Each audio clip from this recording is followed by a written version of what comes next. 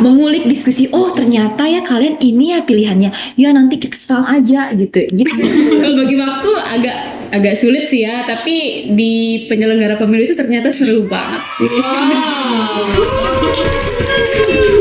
Kita itu harus memilih pasangan yang mengerti.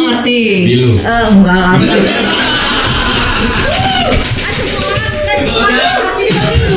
Udah 17 tahun kan. Jadi sebagai mahasiswa jangan cuma bisa kritik aja nih. Masuk dong ke sistemnya. Dari sana kita bisa melihat dan bisa memantau secara langsung dan bisa memperbaikilah apa-apa yang sudah kita revisi, apa-apa yang sudah kita kritisi gitu.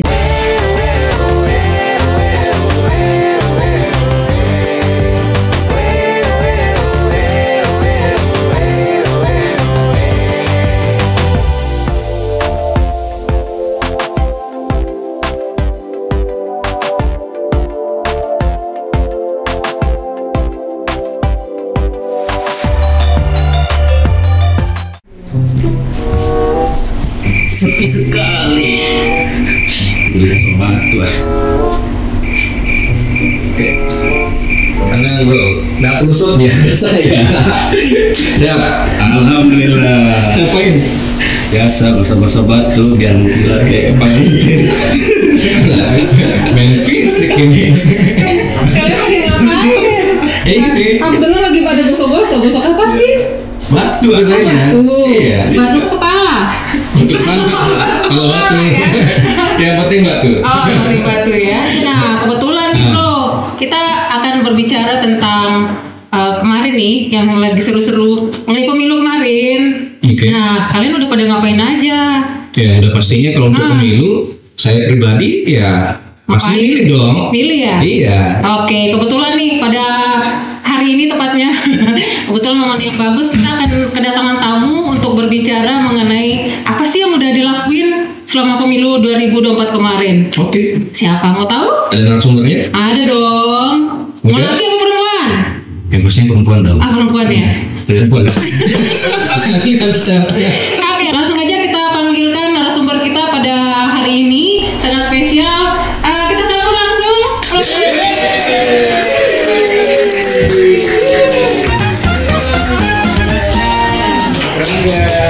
Selamat datang. Wow, selamat datang. Di situ ya. Oke, silakan duduk bro. Katanya jangan deket Jin. Hah? Siapa ya? Nanti kita kenalin. Kita pembuka dulu nih untuk teman-teman pemilih semuanya.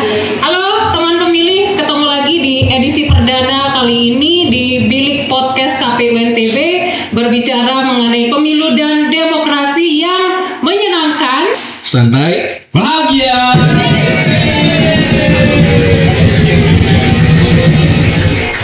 Oke, tentunya kita berbahagia sekali karena kita sudah kedatangan tamu-tamu yang cantik-cantik. Sesuai request ya. Sesuai request siapa tuh? Kali ini. Saya pasti. Dia nggak bersuara. Oke, kebetulan sekali keduanya ini kebetulan ya cewek-cewek nih, dan keduanya ini sangat aktif, baik di organisasi, baik di apa lagi nih? Mau bilang tuh. Biasa. Oke, langsung aja kita perkenalkan. Yang pertama ini adalah mungkin langsung perkenalan sendiri ya. Langsung aja. Rame-rame aja. Ramean aja, enggak aja gitu. Oke. Yang pertama ini namanya adalah Gea Gustianingsih. Hai. Hai. Ini merupakan mahasiswa. Masih mahasiswa belum? Udah wisuda sih. Udah wisuda, tapi masih mewakili Gen Z. Iya, masih mewakili. Iya, oke. Kebetulan Gea ini adalah wanita yang sangat aktif di kampus, yang merupakan ketua DPM ya. Ya, mantan ketua DPM sih. Iya, oke. Nanti kita akan perkenalan lebih lanjut lagi. Yang selanjutnya adalah ini Niputu Virgi Eka Ayurasta. Virgi. Jangan begini ya.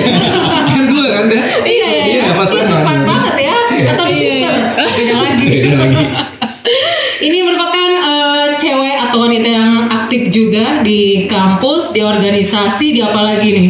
Kayaknya sama deh dengan kita yang sedang belajar nge-host ini. Ya nggak sih? Keduanya juga sekarang lagi nge-host juga di salah satu TV nasional yang ada di NTV.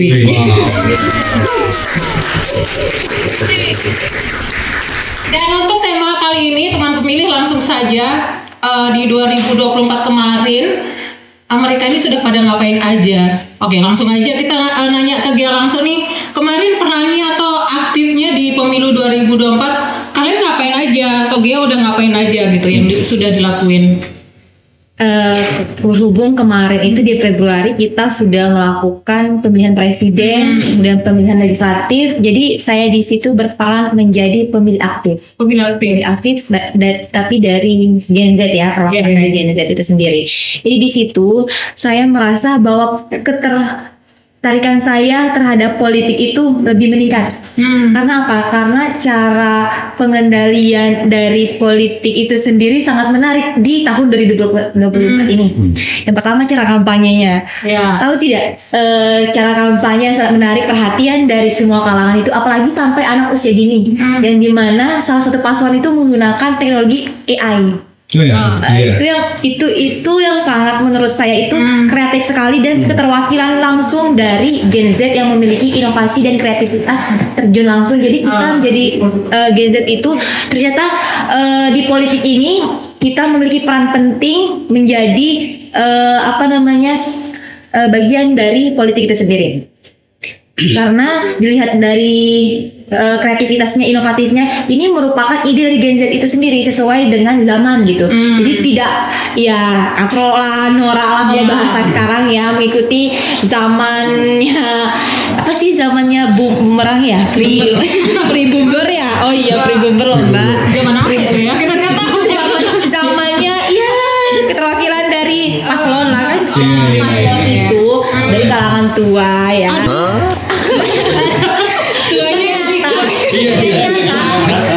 Ternyata ada keterwakilan dari paslon yang mewakili Gen Z itu sendiri atau Gen milenial. Jadi di situ ketertarikan kita bahwa kita itu harus terjun langsung, karena ketertarikan itu sampai anak usia dini bisa joget loh. Akan lihat kan kemarin ada yang keterwakilannya itu menyentuh banget ke kalangan kita gitu. Kalau Mbak Firgi bagaimana?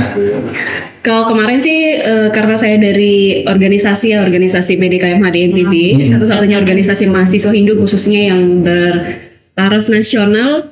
Jadi dari pusat sendiri itu sudah mendaftarkan diri secara kelembagaan menjadi pemantau pemilu di Bawaslu RI pada saat itu gitu. Jadi atas dasar instruksi itu kami di pimpinan daerah dan juga pimpinan cabang juga turut berkomunikasi ke Bawaslu daerah untuk yang di pimpinan daerah dan Bawaslu cabang untuk di Bawaslu kota untuk yang di pimpinan cabang gitu. Karena kalau untuk cabang saat ini baru ada di Kota Mataram aja menjadi pemantau pemilu. Jadi selama beberapa kali kegiatan Bawaslu kita juga turut diikutsertakan terkait pemantauan yang sudah kita laksanakan gitu. Cuman kalau pemantauan ini karena di Nusa Tenggara Barat itu kita diperbolehkan untuk memantau beberapa tahapan karena cukup luas juga ya Nusa Tenggara Barat kalau harus dipantau dari semua segi tahapan. Itu yang pertama. Kemudian yang kedua menjadi penyelenggara pemilu gitu. Kalau kebetulan kemarin saya juga mengajak teman-teman khususnya kader KMHDI juga untuk ikut menjadi penyelenggara pemilu. Kemarin beberapa ada yang di PPS pada saat pemilu, kemudian ada yang di KPPS juga gitu, dan saya sendiri pada saat itu di KPPS. Dan setelah pemilihan presiden itu kita juga ada rapat evaluasi dengan Bawaslu terkait hasil pantauan pada saat pungut hitung. Jadi pada saat itu saya khusus memantau pungut hitung karena sebagai KPPS juga, jadi lebih banyak hal yang bisa dievaluasi gitu. Terus kalian nih pada ngajak pemilih yang lain nggak? Untuk ikut waktu pemilu 2024? Pasti. Kalau menurut saya ya, waktu itu saya udah mau momentum kita kerjasama dengan KPU juga. Jadi waktu itu karena saya itu mengambil momentum untuk menyambut pemilih 2024 ini. Jadi di kampus Fakultas Hukum Universitas Mataram itu ketika saya menjabat menjadi ketua DPM, di situ saya mengambil alih untuk terjun langsung gitu. sosialisasi bekerja sama dengan KPU NTB, kemudian Bawaslu NTB. Jadi di situ kebetulan kita juga di Fakultas Hukum itu ternyata demokrasinya sangat kuat. Jadi untuk menyambut pemilihan ketua lagi di kampus, jadi di situ kita mengajarkan mahasiswa mengajar. Karena kan yang seperti itu harus langsung dari lingkungan dekat dulu baru kita mengapresiasikan ke lingkungan yang lebih luas. Jadi di situ saya mengambil alih untuk mensosialisasikan dan bekerjasama dengan KPU itu untuk sosialisasi mengenai pemilih pemula Gen Z. Nah, bukan karena pemilih pemalu ya. saya ngomong pemilih pemula bahwa di situ itu kita melakukan pemilihan 4 tahun sekali. Jadi banyak generasi yang belum mengerti bagaimana sih pemilihan ini.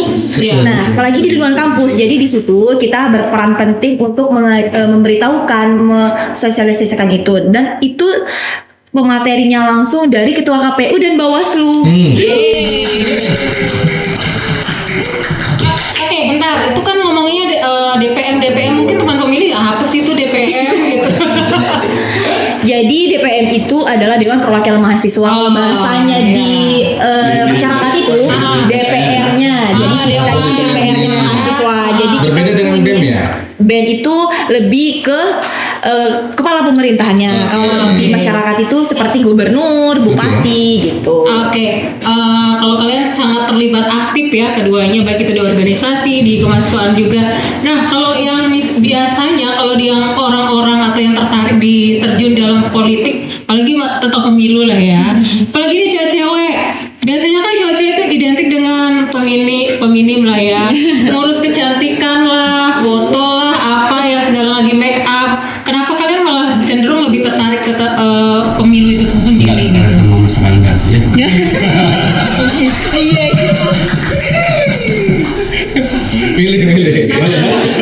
Boleh. Karena pas banget kan cewek-cewek, jadi keterwakilan perempuan. Nah, biasanya kalau perempuan tuh kalau ngomongin politik tuh males ribet kayak gitu, nggak mau mending yang sekarang lagi tren-trennya di TikTok di Reels segala macam, kita tarik seperti itulah, tentang kecantikan lah, make up lah, fashion. Nah, kalau kalian sendiri bagaimana? Kenapa bisa tertarik masuk ke dunia politik kayak gitu? Kalau saya sendiri sebenarnya kita masih sering ini sih, masih sering kesalah sebenarnya. Sering Kenapa kesalah. gue ini terpesona ya? Cantik kan? Cuman ada yang unik nih Mbak, karena kita kan dari Gen Z nih, jadi uniknya itu adalah kita masih aware sama penampilan dan lain sebagainya gitu, masih. Berarti kami ini dari gen apa ya? Bomber ketuaan ya. Tapi karena kita terlahir dari organisasi pergerakan Mbak ya, jadi kita punya kesadaran yang agak berbeda gitu. Dan kaderisasi di organisasi itu yang membentuk kita, kenapa kita sebagai perempuan itu memilih menjadi keterwakilan perempuan. Dan memang kenyataannya di Indonesia pemilih perempuan itu kan lebih banyak gitu, dan memang sudah seharusnya perempuan juga ikut tampil.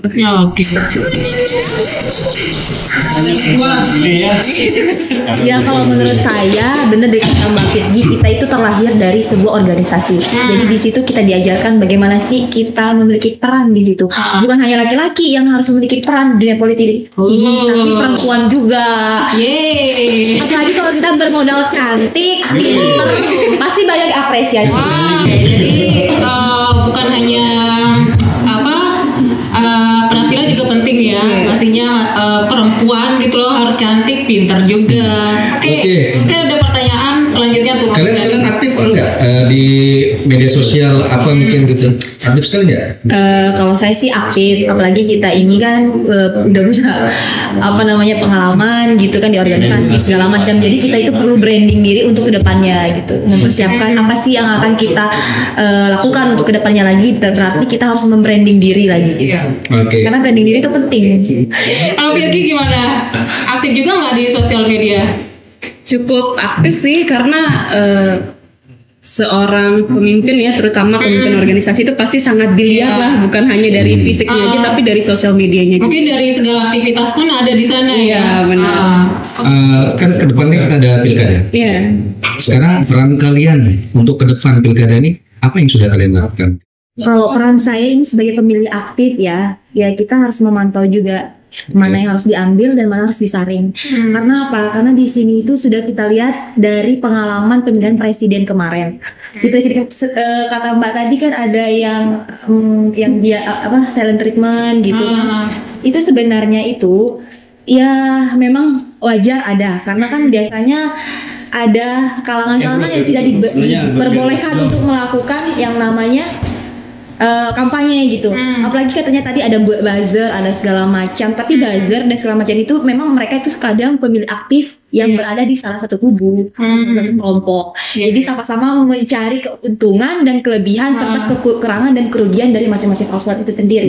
Jadi mereka itu adalah pemilih aktif sih sebenarnya kalau dari patah penglihatan saya sebagai pemilih yang aktif gitu. Karena kita kan berada di kalangan masing-masing. Beda halnya tuh kayak Mbak Firji. Mbak Firji ini kan pelaksana gitu. Jadi dia yang memantau. Kalau kita kan terjun langsung sama mereka, jadi kayak mengulik diskusi. Oh ternyata ya kalian ini ya pilihannya. Ya nanti kita serang aja gitu. Gitu biasa.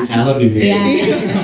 Jadi kita tahu kan. Jadi di situ kita tahu bahwa permainan yang buzzer yang sebenarnya itu bagaimana. Mereka sudah masing-masing paslon kan biasanya memberikan tugas gitu pada tim-timnya bahwa kamu loh yang harus berada di posisi ini, yang harus menarik perhatian dan kamu yang merugikan loh paslon yang lain gitu. Jadi sudah kita tahu bagaimana taktik politiknya masing-masing. Oke, tolong Mbak Firji. Iya, jadi yang kami lakukan secara keorganisasian ataupun secara pribadi, yang pertama itu sempat mengajukan audiensi juga dengan KPU provinsi, dan juga kita mengajukan untuk menjadi pemantau pemilu di pemantau pilkada gitu, karena pendaftarannya kan di KPU provinsi. Itu yang pertama. Terus yang kemudian yang kedua secara pribadi itu saya daftar sebagai PPK dan lulus juga nih sebagai PPK gitu. Jadi sekarang udah mulai kerja. PPK. P-nya 2 aja nanti. PPK untuk 2024 di pilkada ya.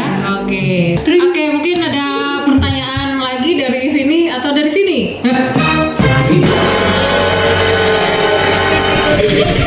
Itu apaan? Kalian tahu nggak ini apa? Maskot. Tahu namanya apa? Nggak tahu. Apa kayak namanya? Namanya Itu siapa apa? nih? Burung hantu. Mana sih? Coba dibuka, bro. Ini Perbedaan maskot dan angkat helm. Ini masbot. Oke, mungkin sebelum kasih pertanyaan dari Raga ini merupakan salah satu maskot untuk pilkada 2024 yang merupakan kepalanya si Pupuk atau Celepuk. Oke, lanjut pertanyaannya, Bu. Firji, selain kampus, kuliah atau kesibukannya sekarang menjadi apa? Untuk Gen Z, mungkin masyarakat Gen Z yang lain perlu tahu. Iya, jadi kalau dari saya sendiri sih, kalau di kepemiluan nih, khususnya untuk pilkada itu yang pertama kan jadi PPK tadi, kemudian jadi pemantau untuk pilkada juga nanti gitu. Terus selanjutnya pasti akan ada kegiatan-kegiatan untuk sosialisasi tentang pilkada untuk generasi Z. Jadi kalau bagi waktunya gitu. Kalau bagi waktu agak sulit sih ya, tapi di penyelenggara pemilu itu ternyata seru banget sih. Kapan waktu asmara kamu? Soalnya kalian sudah ada pacarnya? Ini yang Sudah. Firji? Udah juga.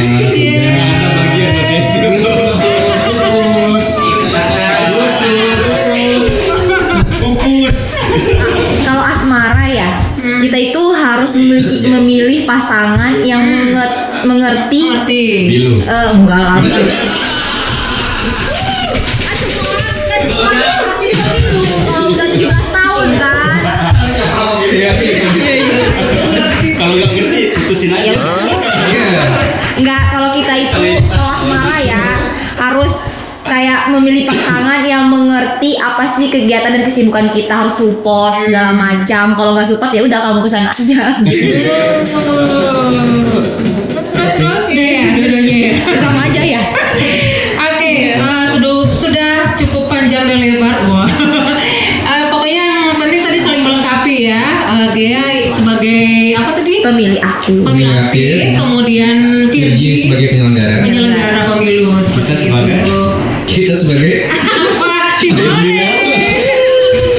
ini aktif juga dong pastinya. Terima kasih ya untuk kedatangannya untuk di bilik podcast perdana kita. Untuk teman pemilih nih, pesan-pesan yang disampaikan mungkin untuk bisa aktif juga seperti kalian nih, kayak gimana? Ya dari sisi pemilih dulu. Dari sisi pemilih ya. Iya. Terus saya terus yang pertama. Karena kamu bisa jadi yang pertama. Jadi pesan saya sebagai pemilih aktif untuk teman-teman semuanya, baik itu dari semua kalangan, apalagi Gen Z dan Gen milenial yang memang merupakan pemilih yang dengan skala yang lebih besar dari tahun ke tahun ini ya, karena sekarang baru kita melakukan pemilihan lagi. Jadi teman-teman semuanya, kalian itu harus menggunakan hak pilih kalian.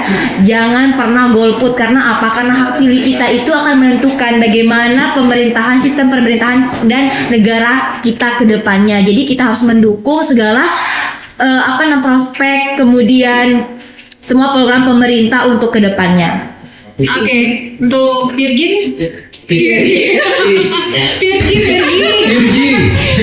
Virgin aja dong, susah sekali. Pesan untuk teman pemilih sebagai penyelenggara nih. Iya, jadi generasi Z itu adalah salah satu generasi yang paling sering dikategorikan sebagai generasi yang malas ya, generasi yang apatis dengan politik dan lain sebagainya lah. Tapi saya percaya bahwa generasi Z, khususnya mahasiswa, itu adalah generasi yang punya kreatif, inovatif, dan pastinya peduli dengan siapa pemimpin yang akan memimpin kita ke depannya gitu. Jadi sebagai mahasiswa jangan cuma bisa kritik aja nih.